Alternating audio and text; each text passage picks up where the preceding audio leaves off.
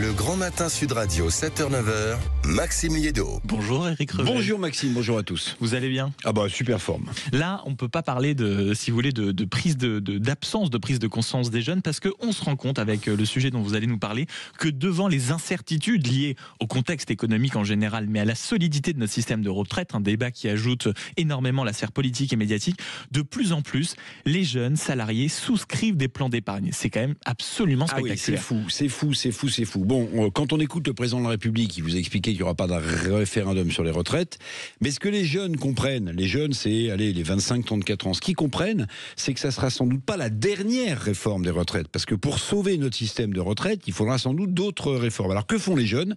Eh ben, ils souscrivent massivement des PER, des plans d'épargne retraite. Ce produit existe depuis 2019.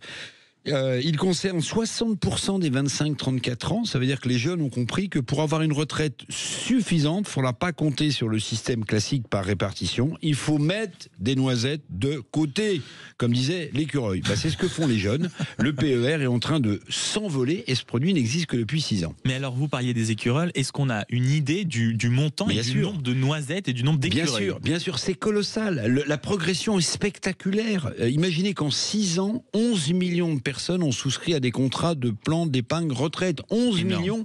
L'encours global, c'est 120 milliards d'euros déjà détenus dans les PER. Alors attention, je relativise. L'assurance vie, 120 milliards pour les PER. L'assurance vie, c'est 1800 milliards. Vous voyez, mais quand même, le PER, il a bondi de 64% en quelques années. C'est-à-dire que les gens les jeunes ont compris que pour avoir une retraite, il fallait économiser de son côté. Et comment on explique un peu plus généralement, si vous voulez, cet engouement tout d'un coup pour l'aspect écureuil, justement, mettre de côté le plus vite possible pour l'avenir? Il y a évidemment le facteur déclencheur, c'est quoi? C'est la peur de ne pas avoir de retraite, je viens de vous le dire. La peur de ne pas avoir de retraite, mais aussi plein d'avantages à souscrire un PER. Il y a des avantages fiscaux. Quand vous versez sur un PER, ce que vous versez est déductible de votre revenu imposable, dans la limite d'un plafond. Mais il y a aussi une énorme flexibilité. Pourquoi? Parce que avec le PER, une fois que vous aurez économisé, que vous aurez épargné, vous pourrez sortir ou en capital d'un seul coup, ou alors en rente mensualisée. C'est quoi? C'est un complément de retraite.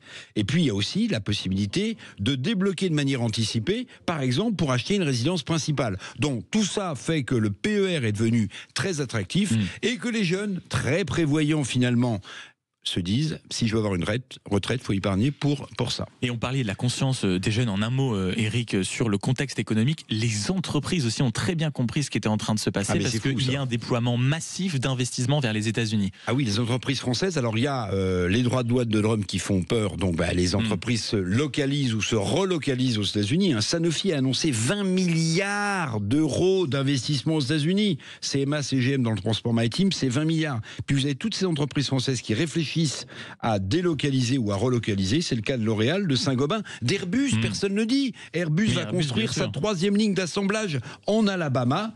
Les États-Unis, on parlait tout à l'heure de l'investissement direct en Europe, j'ai entendu le journal sur Sud Radio. Les États-Unis, c'est la première destination mondiale d'investissement direct étranger, avec un total de 300 milliards. Le parler vrai économique d'Eric Revel. Merci beaucoup, Eric.